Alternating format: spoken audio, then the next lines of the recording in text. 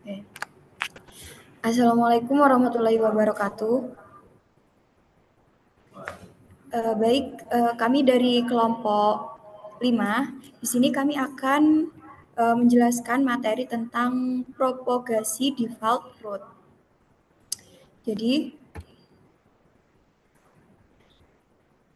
em,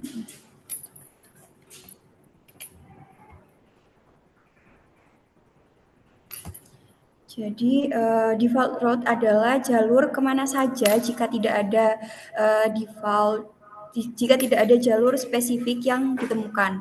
Contohnya seperti pintu darurat di sebuah gedung. Jika bingung, kita bisa keluar lewat sana gitu. Kemudian OSPF V2 atau Open Source versi 2 adalah protokol routing yang memungkinkan router saling berbagi informasi jalur dalam jaringan. Nah, dengan perintah default information originate, router R2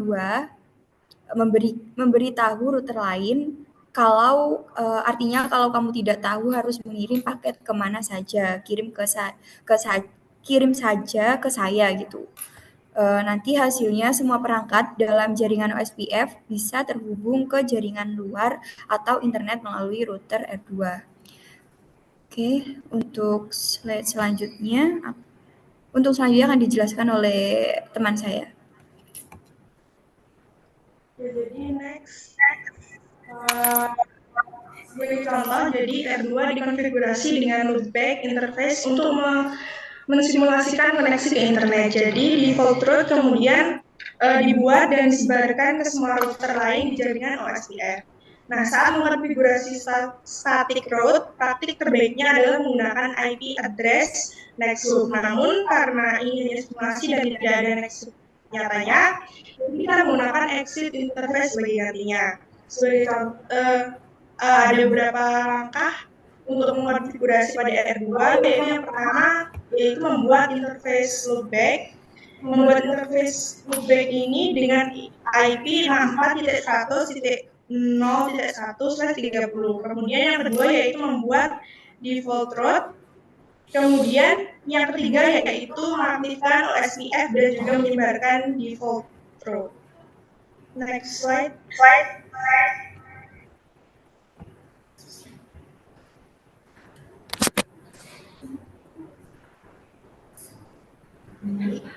Bagian ini the propagate default route. Bagian ini menjelaskan cara memeriksa apakah route default yang telah dikonfigurasi pada router telah berhasil dipropagasikan ke router lain dengan jaringan OSPF V2. Ini ada R2. Perintah tersebut digunakan untuk melihat tabel routing pada router dan memastikan apakah route default 0000/0 telah diterima. Lalu ada bawahnya gateway of last resort. Itu menunjukkan bahwa R2 telah diatur ke 00 yang berarti rute default tersebut sudah dikonfigurasikan. Lalu S bintang 000/0 is directly connected loopback 1 itu menunjukkan bahwa rute default telah dibuat secara statis dan terhubung langsung ke antarmuka loopback PB.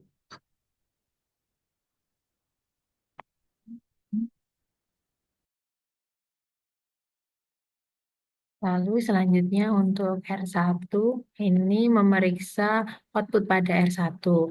Nah, pada router R1 ini output menunjukkan bahwa rute default diterima dari OSPF dengan label O bintang E2. Nah, O ini menunjukkan bahwa rute berasal dari OSPF. Lalu bintang menandakan bahwa rute ini adalah kandidat utama sebagai rute default. Lalu E2 berarti rute ini adalah rute eksternal yang jari dari luar jaringan OSPF dan biayanya tetap atau tidak berubah seiring jarak atau hop.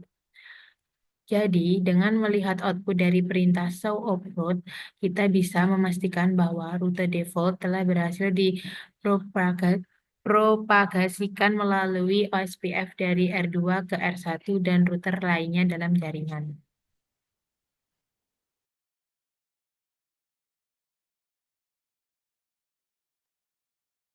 Baik, untuk selanjutnya yaitu paket tracker propagate default route in OSPF v2. Untuk default route ini adalah rute yang digunakan ketika router tidak memiliki rute spesifik untuk tujuan tertentu. Dalam OSPF v2 ini, default route memungkinkan router untuk mengarahkan lalu lintas ke jaringan di luar area OSPF. Untuk yang pertama yaitu propagate default route, yaitu bagian ini berfokus pada konfigurasi router dalam jaringan yang menggunakan protokol OSPF v2 untuk menyebarkan rute default. Untuk yang kedua yaitu verification connectivity atau verifikasi konektivitas yang bertujuan setelah rute default disebarkan, bagian ini bertujuan untuk memverifikasi bahwa konfigurasi tersebut berhasil dan dilakukan dengan menguji konektivitas antara perangkat-perangkat dalam jaringan dan perangkat di luar jaringan lokal. Singkatnya yaitu bagian pertama adalah tentang konfigurasi dan bagian kedua adalah tentang pengujian dan validasi konfigurasi tersebut. Baik, untuk kesimpulan dijelaskan oleh teman saya. Baik, untuk kesimpulan, materi ini menjelaskan bagaimana menyebarkan rute default dalam OSPF v2 menggunakan default information originate, cara memverifikasinya dengan show IP route, serta latihan praktik menggunakan paket tracer untuk memahami implementasi nyata dalam jaringan.